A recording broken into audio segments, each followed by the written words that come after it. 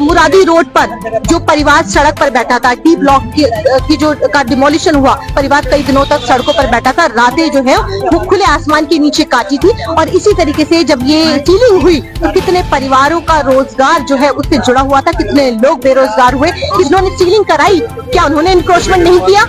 क्या उनके पास कोई लाइसेंस है वो चलाने का? क्या उन्होंने कोई इंक्रोचमेंट नहीं किया हुआ? डिमोलिशन हो रहा है, लोगों के मकान तोड़े जा रहे हैं, उस पे राजनीतिक चुप्पी कहीं ना कहीं साध रखी है लोगों ने। यहाँ दुकानें सील हो रही हैं, लोगों को बेरोजगार, पहले लोगों को बेघर किया गया, अब लोगों को बेरोजगार किया जा रहा है। अगर आम आदमी पार्टी की सरकार की वजह से हमारे काउंसलर काम नहीं कर पा रहे हैं तो अलग बात है, वरना ये मैसेज उनके लिए भी है।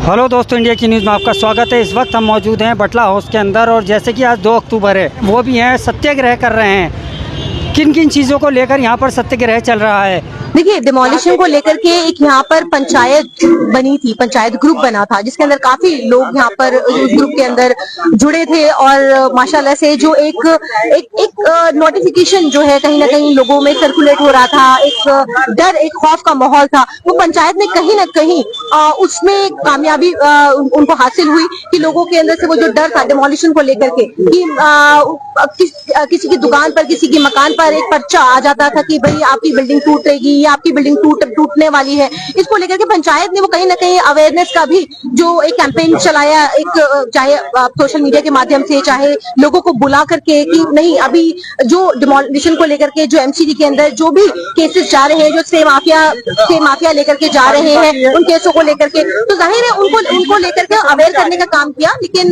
डिमोलिशन को लेकर के आज भी ओखला के अंदर डर और खौफ का माहौल है। देखिए, बहुत ही अफसोस होता है कि जब इस तरीके से किसी का रोजगार छीना जाता है।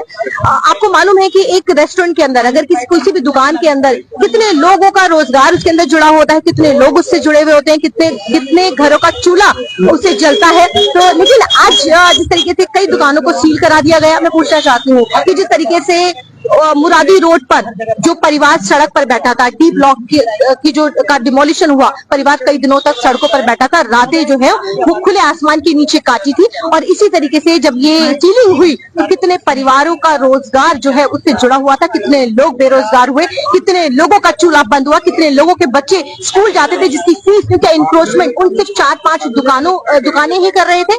क्या और लोग इंक्रोचमेंट नहीं करे? जिन्होंने सीलिंग कराई, क्या उन्होंने इंक्रोचमेंट नहीं किया? क्या उनके पास कोई लाइसेंस है वो चलाने का? क्या उन्होंने कोई इंक्रोचमेंट नहीं किया हुआ? तो देखिए, लोगों को बेवकूफ बनाना बंद करिए। सत्याग्रह एक बहुत बड़ा नाम है हिंदुस्तान के इतिहास में। यहाँ पर हमारे साथ में मौजूद है दानिश अलीम साहब। देखिए, आज गांधी जयंती के मौके पे हम लोग महात्मा गांधी के बताए हुए रास्ते पे चलते हुए सत्याग्रह कर रहे हैं। ओखला की आवाम की परेशानियों को उजागर करने के लिए यहाँ बैठे हैं। देखिए, ओखला में बड़े मसाइल हैं। सीवरेज का मसला तो पिछले 25 साल से एज इट इज़ चल रहा है। ये सीवर यहाँ के प्लानिंग के तहत नहीं बने हैं। बारिशें होती है, पानी भर जाता है, बिना बारिशों के भी सड़कें टूटी है, पानी भरा हुआ है। तो हमें अपने कायद से, रहबरों से ही हमारा सवाल है कि ऐसा क्यों है कि वो बिना प्लानिंग के ऐसा काम करते हैं। दूसरी चीज़, यहाँ डेमोलिशन हो रहा है, लोगों के मकान तोड़े जा रहे हैं, उस पर राजनीतिक चुप्पी कहीं ना कहीं साध रखी है लोगों ने। तीसरी चीज़, यहाँ दुकानें सील हो रही हैं, लोगों को बेरोजगार, पहले लोगों को बेघर किया गया, अब लोगों को बेरोजगार किया जा रहा है। तो कहीं ना कहीं इसके लिए कुछ रास्ते निकालने पड़ेंगे। देखिए, जिम्मेदार मरकजी हुकूमत तो बीजेपी की है, सूबाई हुकूमत आम आदमी पार्टी की है, वो आपस में खेल रहे हैं।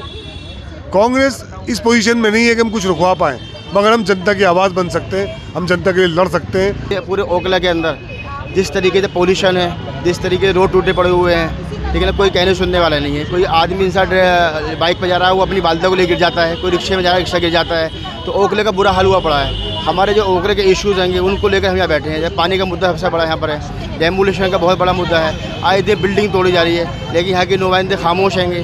जब वो खामोश है तभी हम लोग बाहर निकल कर आए हैं। तो हमारी डिमांड ये है कि जल्दी से हमारी आवाज़ सुनी जाए। ओखला में आए दिन समस्याएं बढ़ती जा रही हैं और अफसोस की बात है कि जिस तरह से सौतेला व्यवहार ओखला के साथ किया जा रहा है, मानो ओखला दिल्ली में ही नहीं हो, कोई अलग से टापू बना हुआ हो। तो ये जो जहन लोगों ने बना रखा है, चाहे वो मरकज़ी सरकार हो या रियासती सरकार हो या एमसीडी में आम आदमी पार्टी की सरकार हो, तो ये हमें काबिले कबूल नहीं है। ओखला की आवाम सड़कों पे निकलेगी। आज चूँकि सांकेतिक तौर पे टोकन के तौर पे आज ये प्रोटेस्ट हमने किया है गांधी जी के जयंती पे, तो इसलिए पीसफुल किया। हमने आवाम को नहीं बुलाया है, चूँकि आवाम बहुत ज़्यादा आना चाह रही थी, लेकिन पुलिस का मसला था। पुलिस ने जो है धारा 163 लागू किया हुआ है, जिसके वजह से इन्होंने हमें 2-3 घंटे के लिए परमिशन दी है।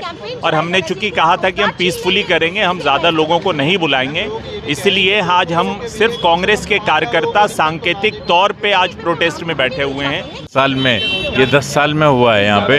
आप 10 साल पहले इतना ट्रैफिक नहीं था, 10 साल में जो है ना सबसे ज़्यादा चेंज आया है। ऐसी बात है, आवाम हमेशा जो है इंतज़ार करती है अपनी नेता का, और हम भी और ओखला की 14 लाख की आबादी भी ये इंतज़ार कर रही है कि जो दिल्ली के आम लोगों को सुविधाएं मिल रही है, पानी की, बिजली की, सड़क की, शिक्षा की, स्वास्थ्य की, ये सारी सुविधाएं जो हैं ओखला की भी आवाम को मिलेगी।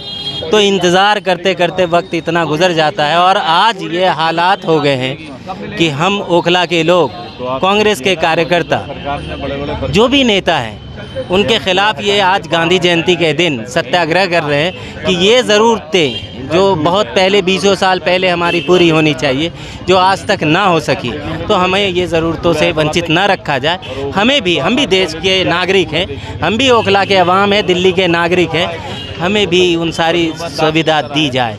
तो इसीलिए आज हमारा सत्याग्रह है। कूड़े का है, डेमोलेशन है, सीलिंग है, ये सारे मुद्दे हैं, ये अवाम से जुड़े मुद्दे हैं। हम राहुल गांधी के सिपाही हैं, और राहुल गांधी कहते हैं कि डरो मत।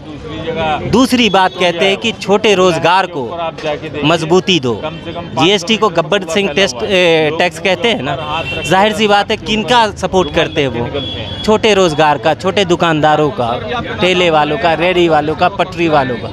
और उसके खिलाफ जो आज के हालात में यहाँ के नेताओं ने जुल्म कर रखा है, ये हमारी लड़ाई उन सब के लिए है, ओखला के अवाम के लिए है, और आज ये खामोश लड़ाई है। अगर आम आदमी पार्टी की सरकार की वजह से हमारे काउंसलर काम नहीं कर पा रहे हैं तो अलग बात है, वरना ये मैसेज उनके लिए भी है। ओखला के लोगों ने, जाहिर सी बात है, हम भी कांग्रेस के कार्यकर्ता, अगर लोगों ने वोट हमारे चेहरे पे दिया है तो हमारे उस लाज को रखना ज़रूरी है, चाहे वो कोई भी हो।